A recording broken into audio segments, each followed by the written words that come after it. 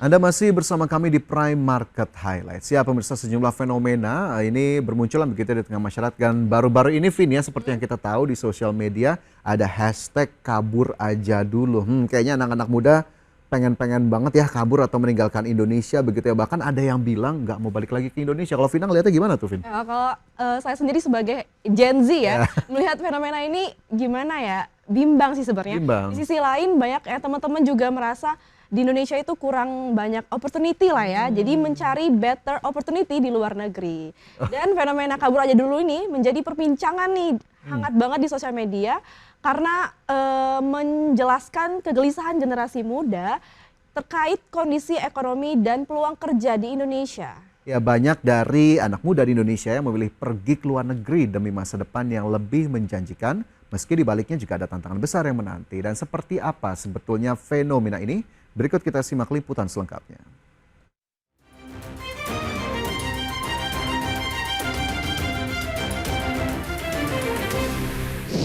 Meninggalkan negeri sendiri demi masa depan yang lebih baik. Fenomena kabur aja dulu menjadi suara generasi muda yang merasa kehilangan harapan di tanah air. Apakah ini sebuah bentuk protes dari sebuah kekecewaan atau ini hanya sebuah tren sesaat?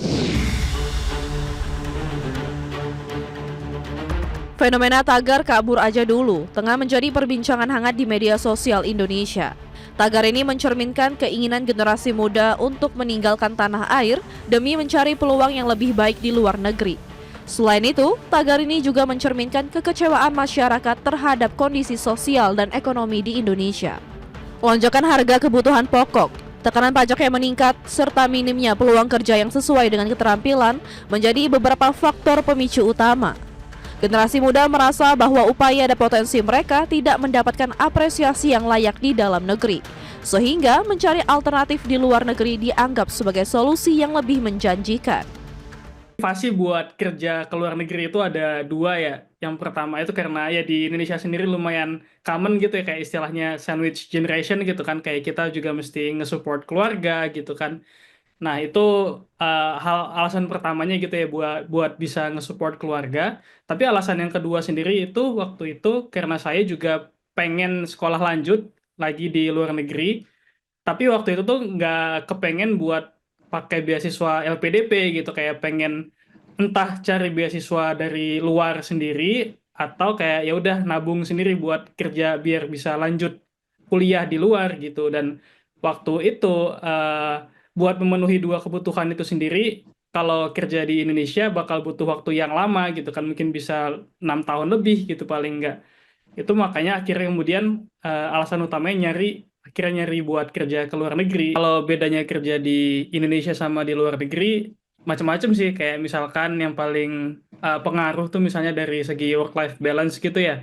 Kalau either di Jerman atau di Jepang sendiri misalkan, kalau pengalaman saya pribadi gitu ya, lebih teratur gitu. Kayak misalkan kalau udah di luar jam kerja, ya udah nggak ada kerjaan tambahan lagi gitu. Hal lain yang bisa disebut kayak misalkan dari segi keamanan pekerjaannya itu sendiri.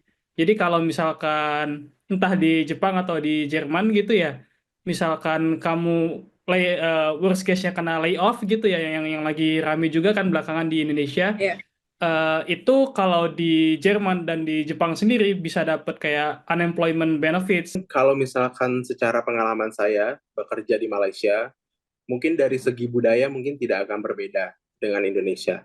Tetapi mungkin dari segi gaji, dari segi benefit-benefit yang saya dapatkan dengan gaji saya, ketimbang saya berada di Indonesia, mungkin akan menguntungkan kerja di Malaysia. Dengan begitu banyaknya benefit yang dirasakan pekerja luar negeri dibanding di Indonesia, menurut data dari Badan Pelindungan Pekerja Migran Indonesia atau BP2MI, menunjukkan peningkatan jumlah pekerja migran Indonesia dalam beberapa tahun terakhir. Pada periode Januari hingga Agustus 2024, tercatat sebanyak lebih dari 207.000 pekerja migran Indonesia ditempatkan di berbagai negara. Hong Kong menjadi negara tujuan utama dengan lebih dari 70.000 pekerja. Diikuti oleh Taiwan sebanyak hampir 60.000 pekerja dan Malaysia dengan lebih dari 36.000 pekerja. Sebagian besar dari mereka bekerja di sektor informal, mencerminkan keterbatasan peluang kerja formal yang tersedia di dalam negeri. Kalau saya pribadi sih lumayan ya setuju gitu ya sama apa yang lagi rame gitu.